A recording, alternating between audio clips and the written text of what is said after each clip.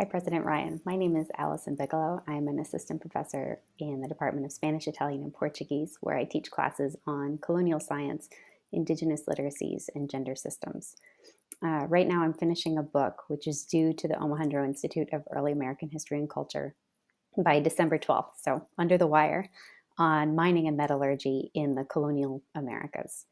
One of the most persistent methodological challenges that we face in the history of mining and metallurgy is that we know that indigenous miners were the overwhelming majority of the workforce, but we don't have books that are written in Quechua or Aymara or Nahuatl or other Native American languages.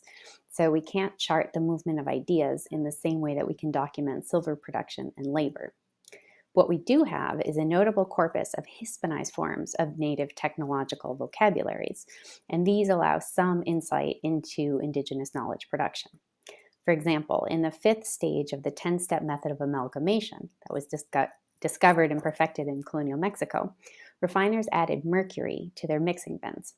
When this technology was transferred to the Andes in the 1570s, refiners found that they had to add mercury in 2 rounds so that it could effectively bind to the silver.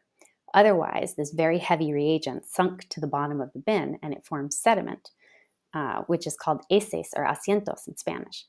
But Spanish-speaking miners, even monolinguals in the Andes, didn't call this sediment heces or asientos. They said conchos, derived from the Quechua conchu. This suggests that the idea to incorporate mercury in 2 rounds did not originate with Spanish speakers because colonial subjects were very good at naming and claiming things that they came up with and didn't come up with. Instead, it points to a moment when indigenous miners developed a technology that shaped this 10-step method of amalgamation.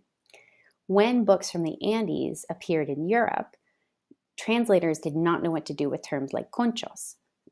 So they translated those lines as things like oyster shell and austerschalen, thinking that a concho, or metallurgical sediment, was the same thing as a concha, or a seashell.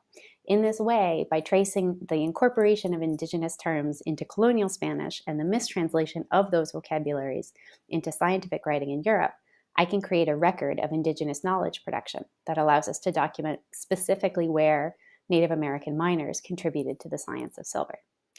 That's what I work on. Thanks, and welcome to UVA.